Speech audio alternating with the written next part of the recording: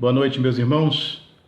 Estamos de volta mais uma vez aqui para transmitir o nosso estudo de quarta-feira, o nosso culto de adoração ao Senhor. Convide os seus familiares, junte todos num lugar para juntos louvarmos e glorificarmos o nosso Deus. Tá certo? Hoje eu quero falar sobre o compromissados com o Senhor. Precisamos ter compromisso com o Senhor. Abra sua Bíblia em Lucas capítulo 9, versículo 62. Lucas 9, diz assim a palavra do nosso Deus.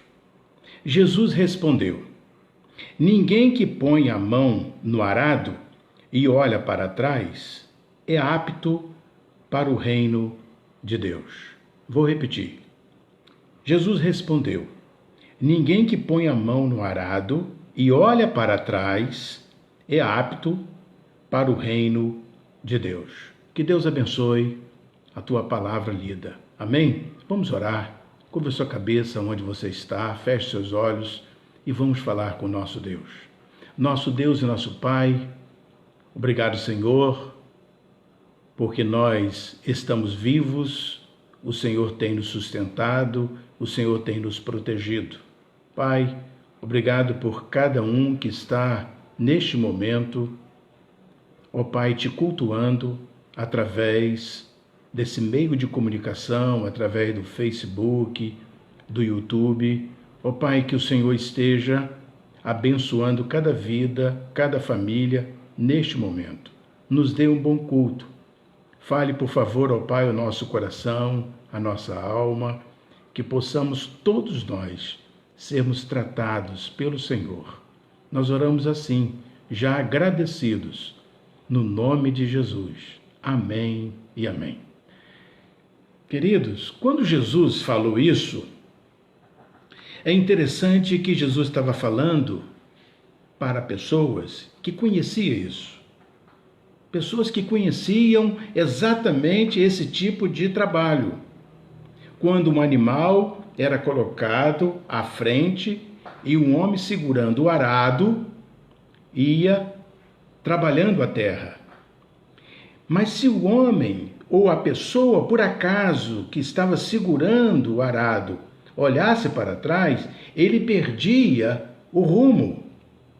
E a linha, ao invés de ficar reta, ficava sinuosa. E não era o objetivo. O objetivo é ficar reto. E Jesus, então, ele faz essa colocação. Por quê? Porque ele sabia que as pessoas entenderiam com maior clareza essa colocação, porque eles exercitavam isso.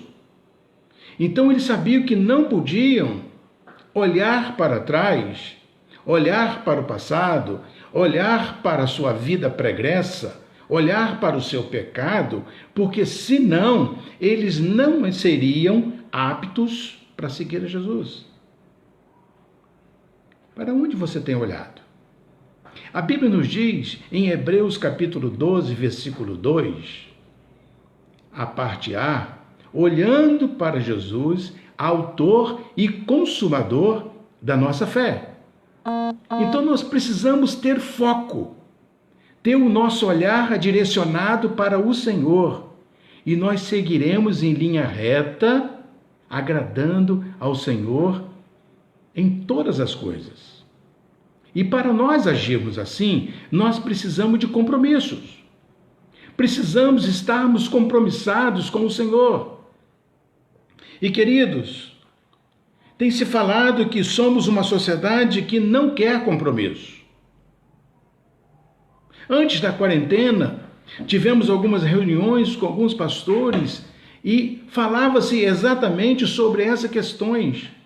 Quando chegava o final de ano para eleger a nova diretoria, era um sacrifício muito grande que as pessoas não queriam compromisso. Agora eu tenho absoluta certeza que a história será diferente, todos vão querer estar envolvidos, comprometidos com o Senhor. Queridos, nosso Deus é um Deus de compromissos.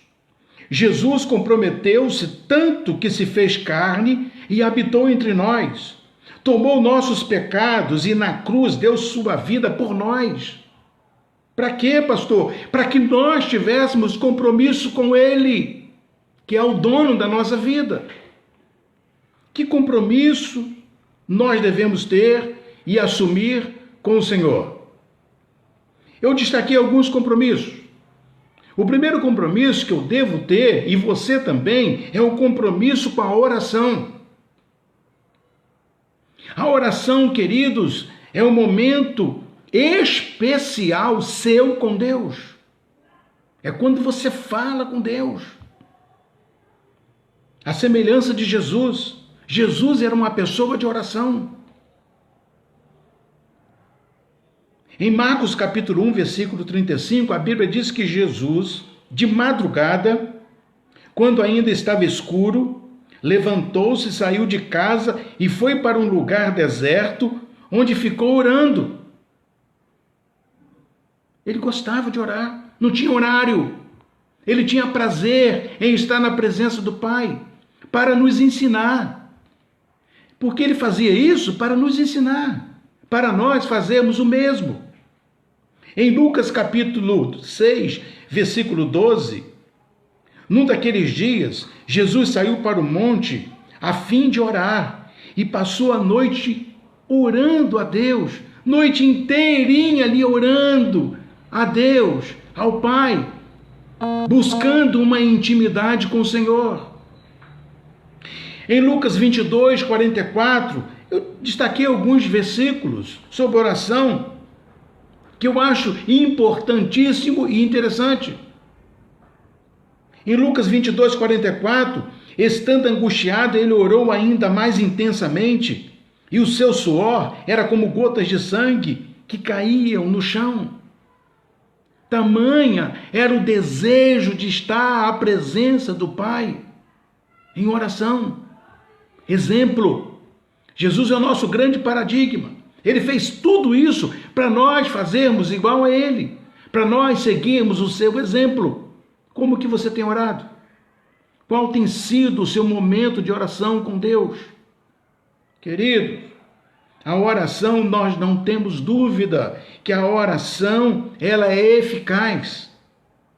Tiago, capítulo 5, versículo 16, diz assim: portanto, confesse os seus pecados uns aos outros e orem uns pelos outros para serem curados. A oração de um justo é poderosa e eficaz. A oração. Precisamos ter compromisso com a oração. Como que você tem orado? Como que você tem levado a sua família a orar? É importante. Não para o pastor, não para os membros da igreja, mas é para você. É a sua relação com o Senhor, com o dono da sua vida. Orar, querido, toca o trono de Deus. Quando você ora, você entra no trono de Deus.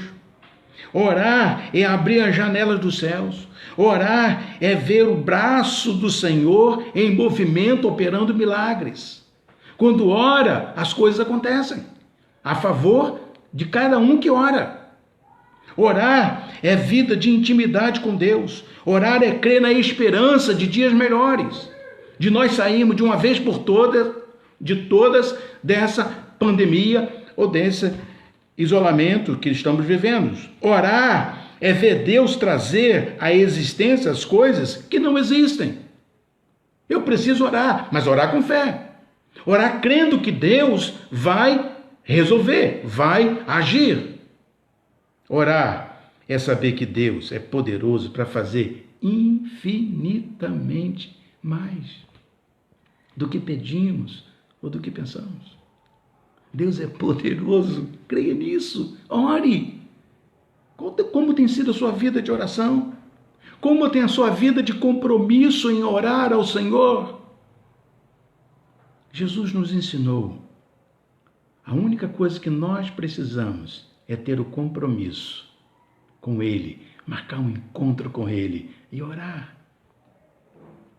O segundo destaque, querido, É o meu compromisso com a palavra.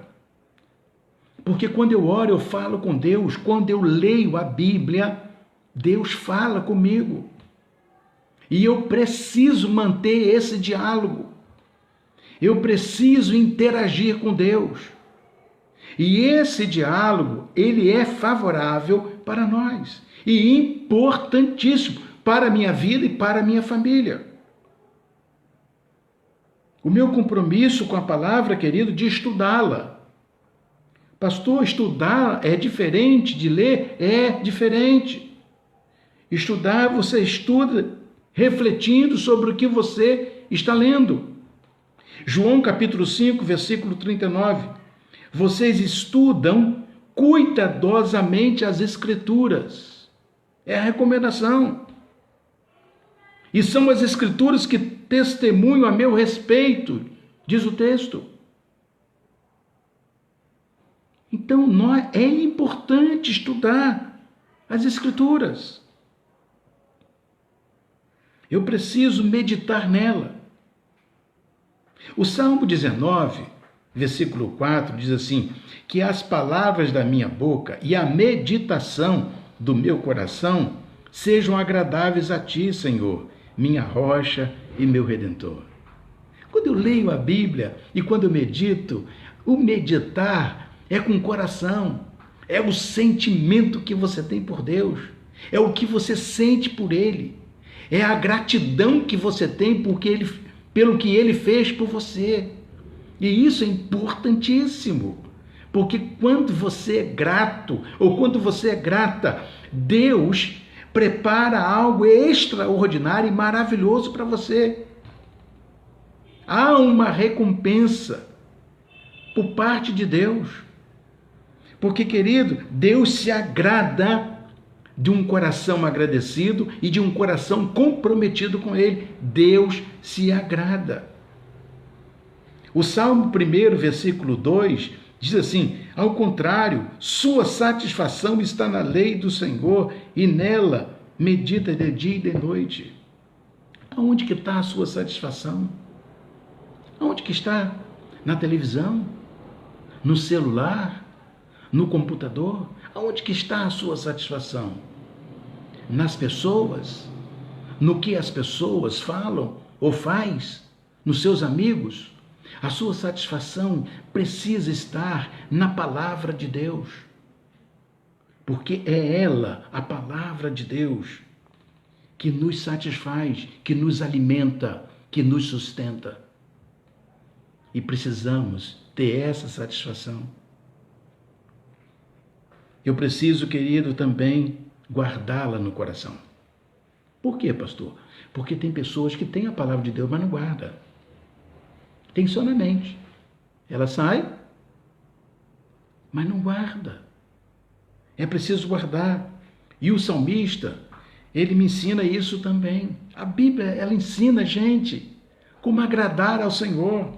O Salmo 119, versículo 11, diz assim, guardei no coração a tua palavra para eu não pecar contra ti. Pastor, eu tenho uma dificuldade muito grande, pastor. O pecado está sempre diante de mim. Queridos, Davi sofreu isso também. E depois ele se arrependeu e ele passou a guardar a palavra no seu coração, para ele não pecar contra o Senhor. E ele disse, cria em mim, ó Deus, um coração puro e renove em mim um espírito reto, para que eu não peque mais, para que eu não peques mais. Então, queridos, para que você não peque, você precisa guardar a palavra no coração, porque ela não vai deixar você pecar. Quando você está próximo a pecar, o Espírito Santo, que nela age, na palavra, vai falar com você, não faça isso. Eu preciso amar a palavra de Deus. Eu preciso amá-la. O Salmo 119, versículo 97, assim, como eu amo a tua lei, medito nela dia inteiro. Querido, eu sou apaixonado pela Bíblia. Como eu amo a Bíblia. Eu quero que você ame a Bíblia. Leia a Bíblia com amor. Deixa Deus entrar dentro de você. Se transporte para aquilo onde você está lendo. Se coloque no lugar. Viva a Bíblia. Aquele momento que você está lendo. Isso é demonstração de amor. Isso é demonstração de um interesse muito grande pela palavra. E deixa Deus agir na sua vida de uma forma poderosa. Ele quer agir, mas depende de você permitir. Depende de você abrir o seu coração. Depende de você amar a sua palavra e, consequentemente e naturalmente, vai amá-lo. Eu preciso também, querido, nesse compromisso com a palavra, de praticá-la. Eu não posso ser somente ouvinte. Eu não posso simplesmente guardá-la. Eu não posso simplesmente amá-la. Eu tenho que colocar em prática. A Bíblia nos diz em Mateus capítulo 7, versículo 24 e 25, diz assim: portanto, quem ouve estas minhas palavras e as pratica, é como um homem prudente que construiu sua casa sobre a rocha. Caiu a chuva, transbordaram os rios, sopraram os ventos e deram contra aquela casa, e ela não caiu porque tinha seus alicerces na rocha. Queridos, é muito importante que você coloque em prática todo o aprendizado que você tem tido com Deus, na palavra. Coloque em prática. Coloque em prática. Não pode ficar somente para você. Quando você coloca em prática, você abençoa. E quando você abençoa, você é abençoado ou abençoada. A Bíblia nos diz que quanto mais abençoamos, mais somos abençoados. Olha que negócio legal. Olha como Deus é generoso. E com isso, queridos, quando você pratica, você semeia a palavra. Tem um texto muito bonito, que é o Salmo 126, versículo 6, que diz assim: aquele que sai chorando, enquanto lança a semente, voltará com cantos de alegria, trazendo em os seus feixes. Que coisa gostosa, que coisa maravilhosa. Você colocando em prática o seu aprendizado com Deus, você semeando a palavra. Eu vou ligar para fulano, vou ligar para Beltrano, eu vou passar um zap, eu vou colocar um versículo aqui e vou dizer para ela que Deus a ama. Olha só, olha que coisa maravilhosa. Aí você vai semeando a palavra. E de repente aquela pessoa estava passando por um momento de crise, ela liga para você: olha, minha amiga, você foi muito usada por Deus para me abençoar. Você traz nas suas mãos o resultado. Você vai chorando, você soube que ela está com problema, você sente, você chora junto e tal, e depois você reflete: não, eu não posso ficar só nisso. Eu vou enviar uma palavra para ela, eu vou enviar algo precioso que é a Bíblia para ela. E o resultado vem para você. Você traz consigo o seu feixes, o seu resultado que Deus proporcionou para você, porque você praticou e semeou. Então você precisa, querido, ter compromisso com a oração. Você precisa ter compromisso com a palavra. Você precisa, querido, ter compromisso com o reino. Compromisso com o reino. Deus espera isso de nós, pastor? Sim, Deus espera isso de nós. O reino de Deus, eu preciso estar comprometido, envolvido, por causa de Deus, não por causa de mim. Por causa de Deus, por causa da generosidade de Deus, por causa do amor de Deus, por mim e por você, pela nossa família. Querido, compromisso com o reino significa o meu caráter, meu estilo de vida, meu testemunho. O reino de Deus está dentro de nós, está dentro de vocês. Quando o reino está dentro, ele reflete por fora. É o sal fora do saleiro, é a luz no velador, é o fermento na massa. Mais do que distribuir Bíblia, querido, nós somos a Bíblia ambulante. Amém? Nós somos. Nós temos a Bíblia no coração. Em 2 Coríntios, capítulo 3, versículo 2, diz assim: vocês mesmos são a nossa carta, escrita em nosso coração, conhecida e lida por todos. Quem tem lido você, meu querido irmão, minha querida irmã? Você é uma carta. Você precisa ser lida pelas pessoas. Ah, eu tenho Jesus. Que bom que eu tenho Jesus na minha vida. Graças a Deus eu tenho Jesus na minha vida. Mas a sua vizinha sabe que você tem Jesus e ela lê você? Qual a leitura que ela faz? Precisamos, querido, ter esse cuidado. Nós somos cartas vivas de Jesus. As pessoas estão lendo em nós Jesus.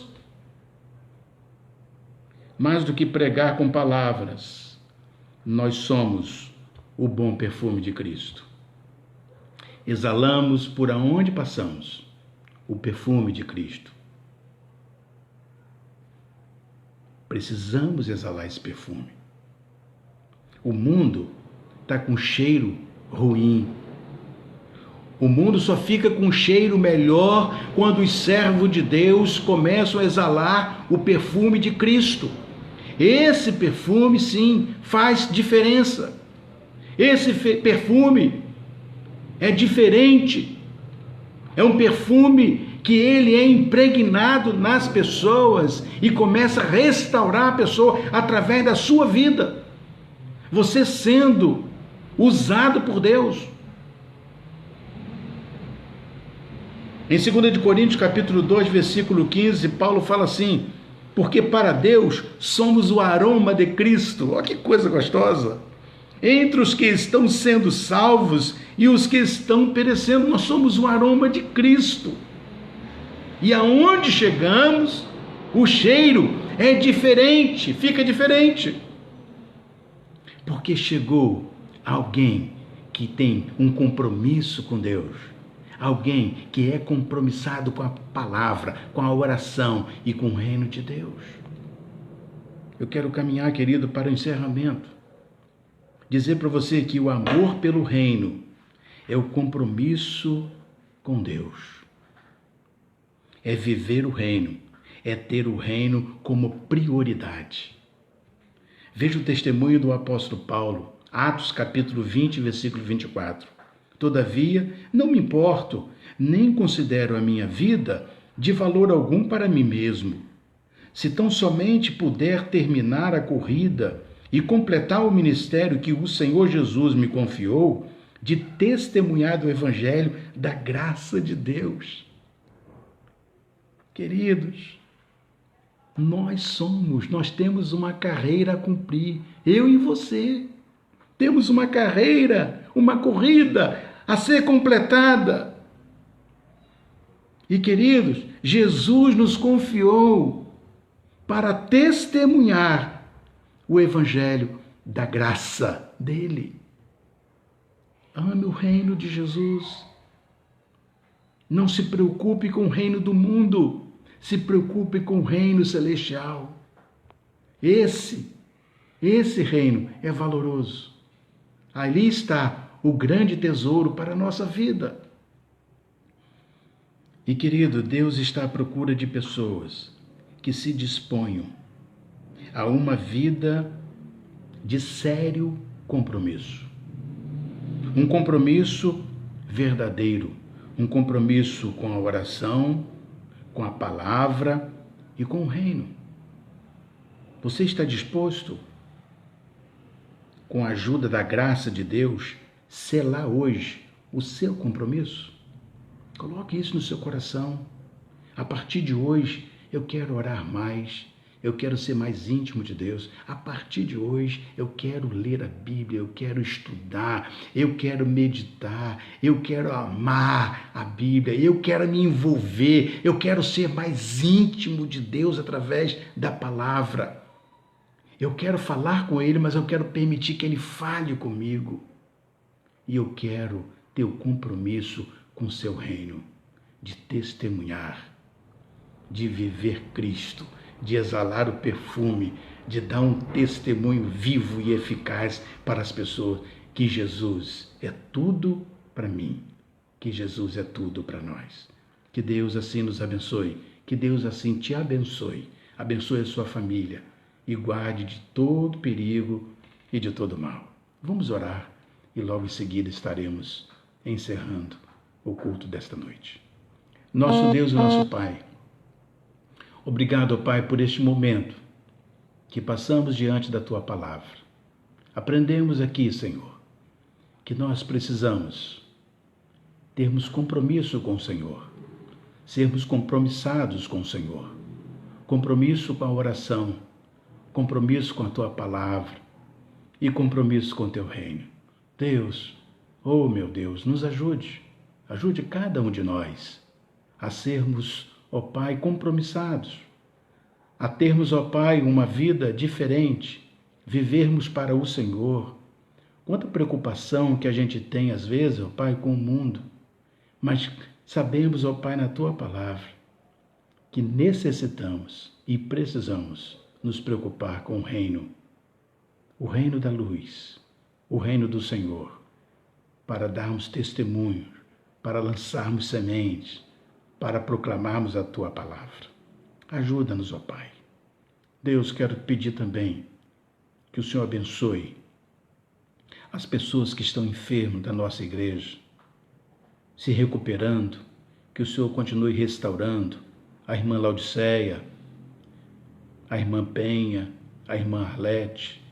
Ó Pai, que o Senhor abençoe os demais irmãos, as demais famílias, o irmão Sanclé e toda a sua família, que o Senhor continue restaurando. Pai, ajuda os demais irmãos que estão enfermos, pessoas que nos pedem para orarmos, ó Pai, nós temos orado. Um jovem que pediu pelo seu irmão que estava saindo do presídio. Ó Pai, que o Senhor tome conta, que o Senhor entre no seu coração, transforme o seu coração, que o Senhor leve a paz, leve o discernimento, leve o teu amor, que ele seja acompanhado pelo Senhor. Não deixe que nenhum mal lhe aconteça. Pai, digo, como ele e outros também que necessitam, que o Senhor esteja derramando a tua graça e o teu amor.